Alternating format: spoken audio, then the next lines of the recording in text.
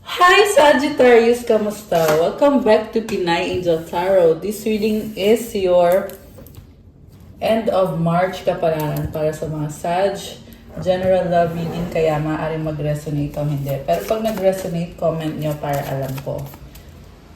Kamusta kayo guys? Tingnan natin ang energies connected sa'yo sa person mo.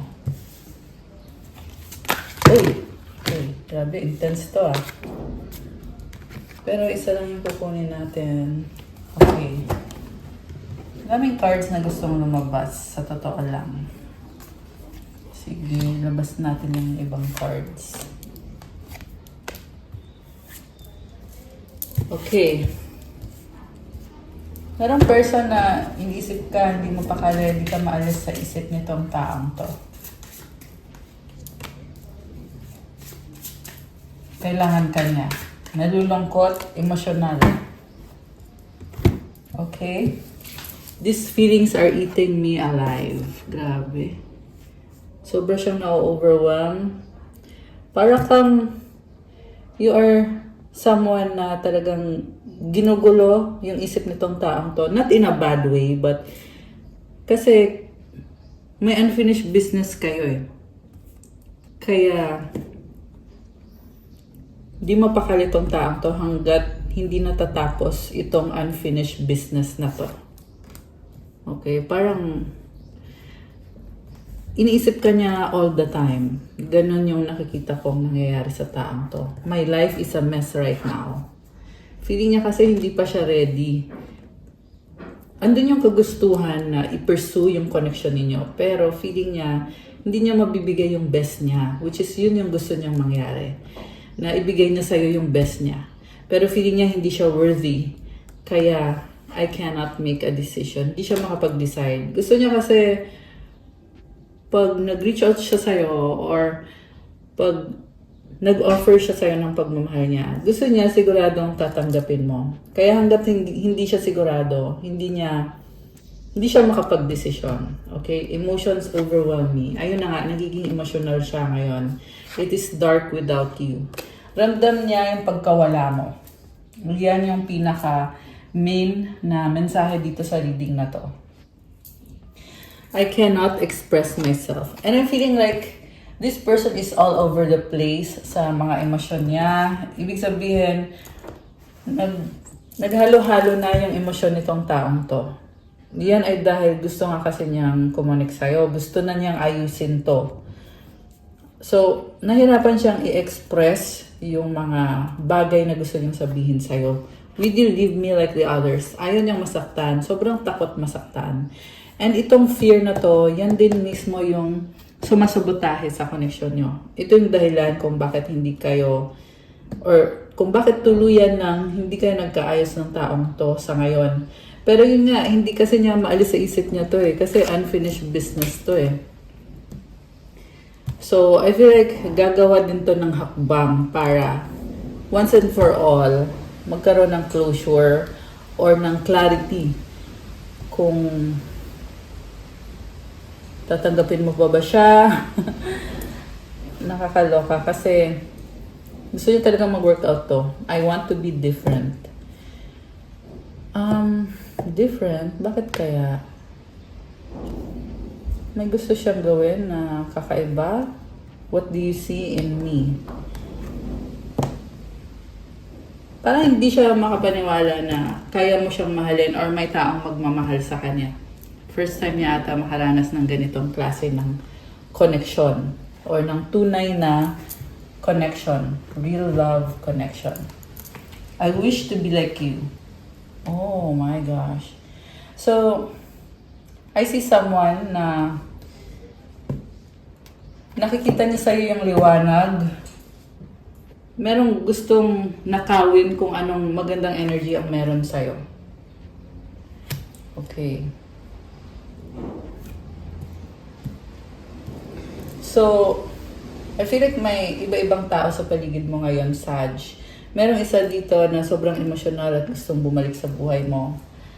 Di ka maalis sa isip niya. Meron namang isang person dito na naiinggit kung anong meron ka. At kumukuha siya ng lakas niya sa'yo, which is maling-mali yung ginagawa ng taong to. Okay? Pero, for some reason, hindi ka naman niya ma-access eh.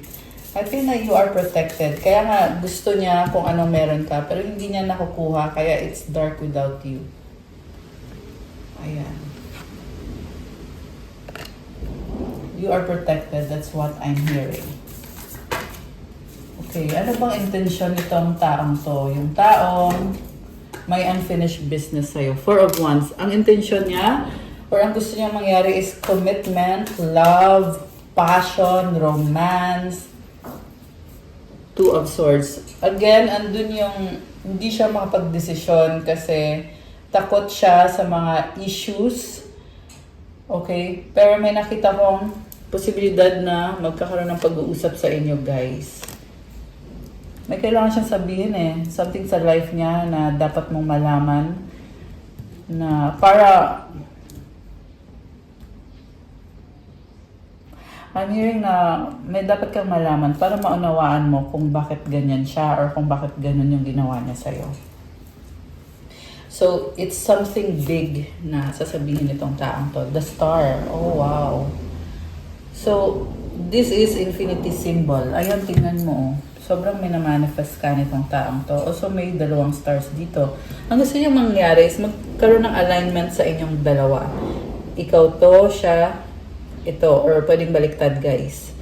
So, the star is also about wish granted. Wish ka ng taong to.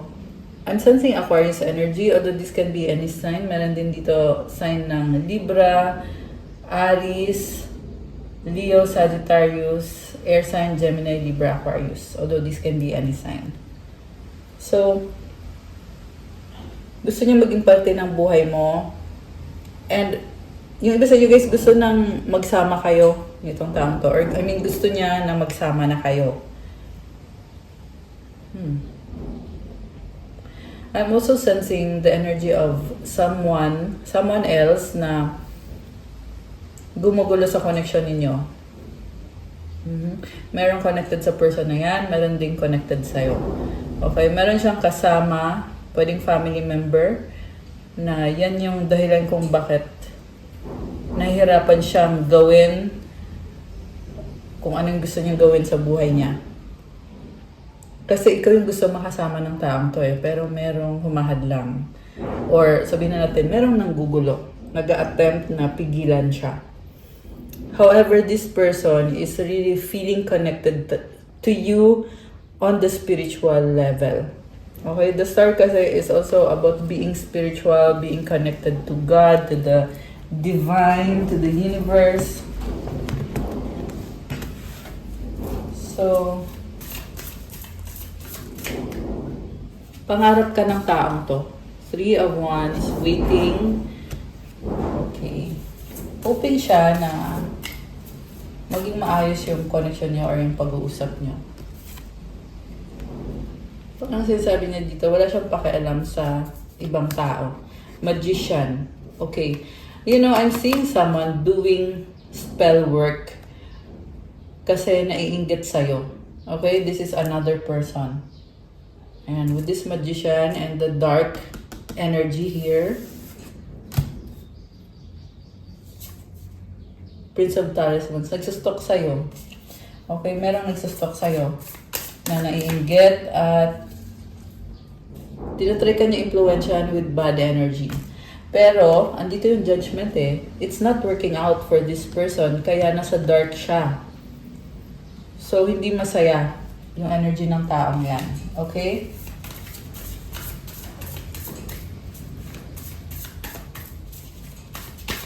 Tingnan natin. Bakit ba to nakikialam sa'yo? Magnum Opus. Kasi nakikita niya yung potential mo. Grabe, sobrang ganda ng card na to, guys. This is the best card in this tarot deck.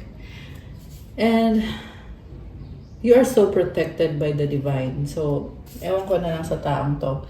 Pero, mapunta tayo sa energy mo. Napakaganda. I'm seeing na you are a manifestor. You create what you want and you get what you want. Two of Cups. Wow, guys. I'm seeing heavy reconciliation with you and this person, King of Talismans. You are a very practical person. And inaayos mo yung sarili mo eh. May nakita kong possibility for new love for some of you guys. Oh, at the same time, andito yung taong nagbabalik, magdadala ng peace and harmony, makikipag-ayos sa'yo. Six of Swords energy. Parang ngayon, nare-realize niya na masyado siyang negative, kaya pumapasok siya ngayon sa buhay mo at nagpapaka-positive na siya. Parang iniisip na niya na dapat mas positive siya mag-isip ngayon, this time. Andun yung paggustuhan niya na baguhin yung sarili niya, baguhin yung mindset niya. Okay. Justice. Wow. Gusto niya ibalik yung balance. So, this person is strong. Grabe. Paglalaban ka nito, yan yung naririnig ko. Four of Swords. Okay, you are so protected. Nakikita ko yung energy mo na you let go of the energies of people na hindi nakakatulong sa'yo, na nag-wish ng hindi maganda sa'yo. And you are having this peace of mind right now. You are very strong, you are very magnetic. You attract what you want. Manifestor ka. Grabe, ang ganda naman ng energies mo dito, Sag. Alam mo, the reason kung bakit nakukuha mo kung ano yung gusto mo is dahil sa sipag at tiyaga mo. King of Talismans. This is someone very practical.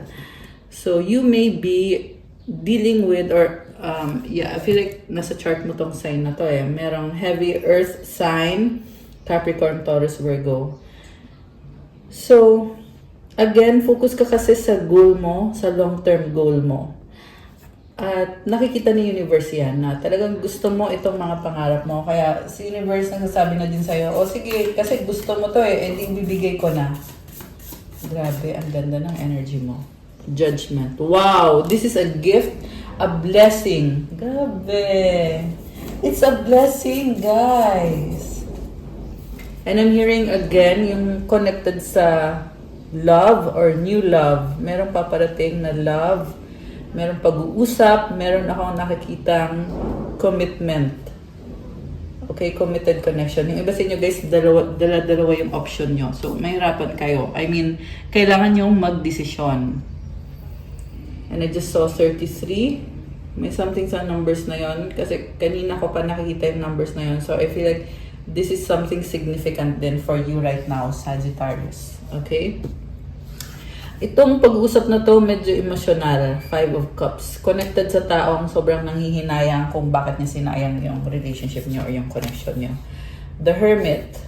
Okay, ngayon, nagkakaroon ng mga realization itong person na to na kung gusto niyang magstay ka sa buhay niya, kailangan niyang ayusin yung pakikitungo niya sa'yo at ayusin niya yung sarili niya. Princess of Keys. Pinag-aaralan ka at marami na din siyang natututunan galing sa'yo. I'm also seeing you na you are investing in yourself.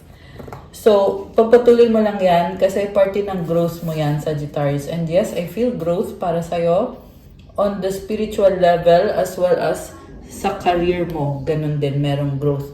Siyempre, overall naman yan sa life mo. Sa love life, marami ka din mga natututunan. The moon is here.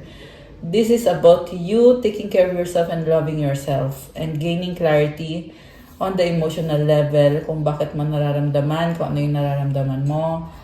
At malakas ang intuition mo ngayon. Okay. Grabe, ang intense na reading ni Sag.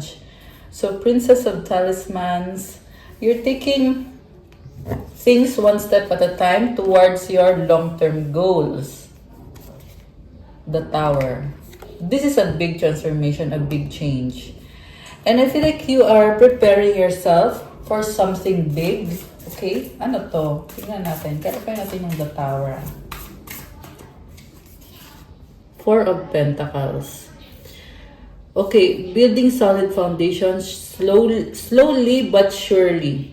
Ayan, you are building solid foundations. You are also stepping out of your comfort zone. So, hindi madali. Hindi madali yung mga kailangan mong gawin.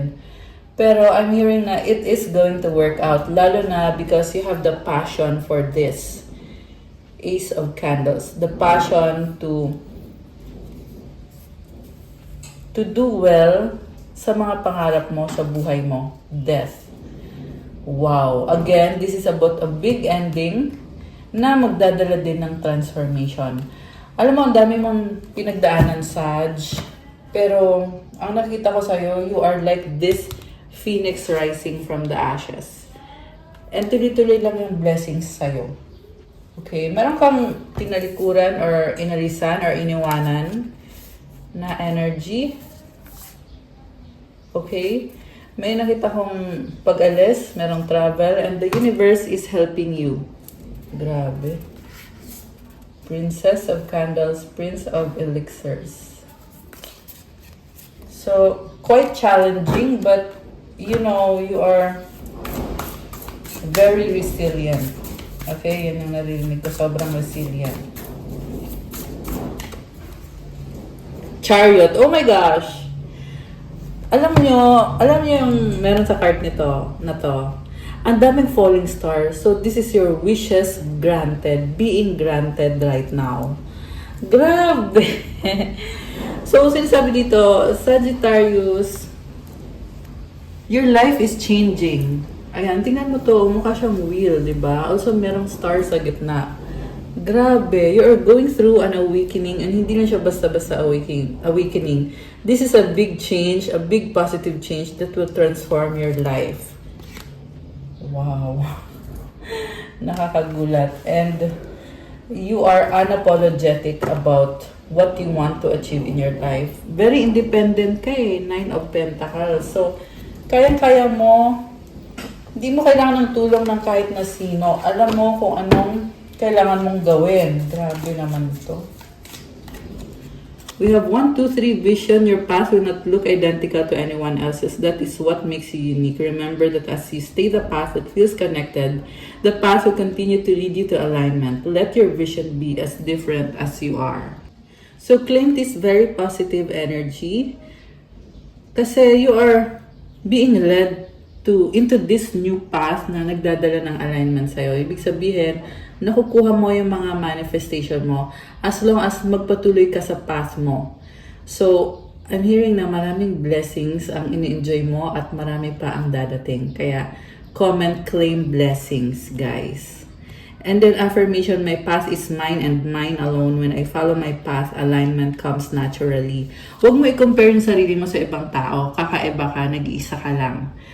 At, yeah, kasi dapat kailangan mo ng focus eh. Yan yung narinig ko. Dapat mag-focus ka. Yan yung pinapasabi ng mga angels mo para sa'yo. And, hindi mo kailangan madaliin. Kaya 1, 2, 3 to. Ibig sabihin, take it one step at a time. Huwag mag-alala. Yan yung mga narinig kong mensahe. 13:13 clarity. As the storm passes, the clarity is felt faster than lightning is seen against the dark sky. Oh my gosh. The divine is reminding you that clarity is readily available. All you have to do is ask. You have weathered the storm and now the sky is clearing. Ayun na nga, kasi andyan ka eh. Hindi ka, masabihin na natin, you are persistent and you really want to achieve big things para sa sarili mo. Kaya sinusuportahan ka din ng universe. Marami kang pinagdaan ng bagyo, pero paalis na or nakaalis na yung bagyong yon. Affirmation, loving energy surrounds me and I trust that the clarity I feel is the answer I need. Ayun, nagkakaroon ka ng kaliwanagan at i-claim mo tong loving energy sa paligid mo. Comment, claim loving energy surrounds me. Claim clarity. May kasagutan din sa tanong mo. So, something na babago sa buhay mo. Or nagbago ng buhay mo ngayon. Grabe. So, ayan. May nalaglag na card. Sandali. So, wait. Don't rush into it. Allow nature to take its course. Merong taong naghihintay. Ang tagal na naghihintay nitong taong to. Okay, lumipad.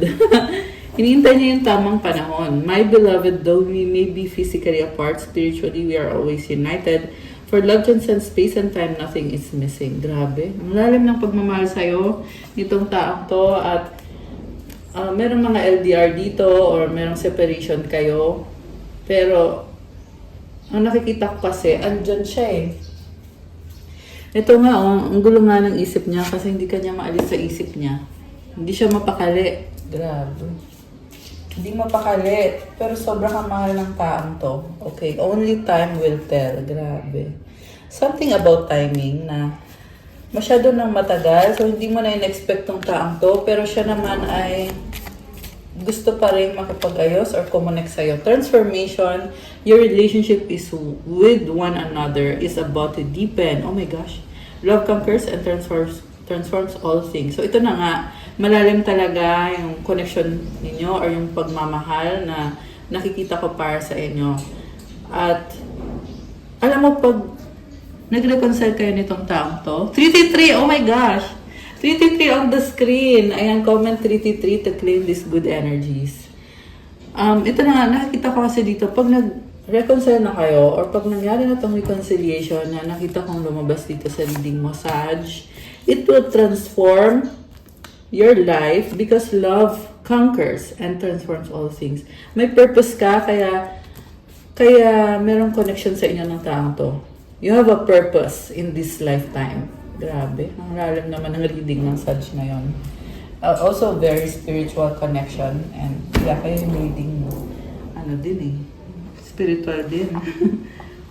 Ano bang mga gustong sabihin ng taong to? Tingnan natin. Ano gusto niyang sabihin para sa'yo? Parang mahirapan siyang sabihin yung sasabihin niya. Everything reminds me of you. I miss you! Oh my gosh! I'm tired fighting this battle. Let's fix things. I'm hearing na exhausted na siya. Toxic yung environment niya. Pero gusto niya makipag-ayos sa'yo talaga. I have hope in us. Pero nag-reverse. So, it's telling me na parang nagsastruggle siya. Lalo na kasi hindi maganda yung environment niya. Meron din tumututol sa connection na to, guys. You are strong. Okay? I'm excited for our future. Okay, so nakikita na kasi niya eh, na ikaw na yung gusto niyang makasama, gusto niyang magkaroon ng stable, healthy relationship. Yan yung naririnig ko. Okay. Overflowing with love. I feel betrayed. Oh my gosh. So, pero nag-reverse to ah. Okay. Yeah, I feel like ikaw yung na-betray dito. Open your mind, keep going. Yeah, feeling ko din ikaw to eh. You're trying to open your mind at magpatuloy sa journey ninyo. Pwedeng pareho kayo. Yeah, mukhang naging stagnant to eh. Pero you are being called na buksan mo yung isip mo at magpatuloy ka. This can also be in another situation. We have to unite. Oh my gosh! Ayan guys, yan yung mga gustong sabihin ng person mo at this time. Ano naman ang mga angel not angel numbers, yung mga mensahe galing kay universe. Wow! The universe has my back. Supported ka ni universe. Grabe, may owl, may moon. Alam mo, this energy is about wisdom. Be wise kasi lagi ka binaback-upan. Yan yung narinig ko, binaback-upan ka ni universe. Ano man yung mga desisyon na gagawin mo. Okay? Remember, syempre, ipag-pray mo din kung ano bang dapat mong gawin or manghingi ka ng guidance sa specific situation, you guys. Kasi as long as connected yan sa purpose mo, sa life mo, at will yan ni God para sa'yo, palaging merong support galing kay universe. Palaging merong tulong at blessings. So, comment, the universe has my back to claim this good energy. Grabe. At ito naman, joy is the ultimate creator. Oh my gosh, I love this. Kapag ikaw ay masaya, punong-puno ka ng saya, you can create many things, you can achieve many things. Kaya i-claim mo na din to. Comment, joy is the ultimate creator. Wow! Alam mo, ang napaka-passionate ng energy mo, Sag. And sabi ko nga kanina pa lang ang ganda ng energy mo. Lumabas agad kanina itong best card dito, Magnum Opus. Keep going, keep manifesting. You are achieving your goals and your dreams. And you are loved. Ayan, yan yung mga mensahe sa'yo. Sag, from this reading. So, thank you for watching. Please like the video, comment, subscribe, hit the notification bell. Let me know kung nag-resonate ba or ilang percent nag-resonate. Kung kailangan nyo ng gabay, pwede kayong magpabook ng private reading. Message lang kayo sa Viber or sa WhatsApp. Nasa description box yung mga contact details ko. So, tingnan nyo na lang dyan, guys. And yeah, mas mabilis kasi pag sa Viber kayo or sa WhatsApp kayo mag-message sa akin. Also, check out my Instagram kasi nakapost ko dun yung mga iba-ibang crystals. Marami at napakaganda ng energy. These are infused with special prayers and mantras to really enhance the energy and specific intentions and give you your specific intentions. So, message niya na lang ako, guys. Thank you, Sach. I love you guys. Have a good day. God bless you. Stay safe. See you again soon. And God bless. Bye!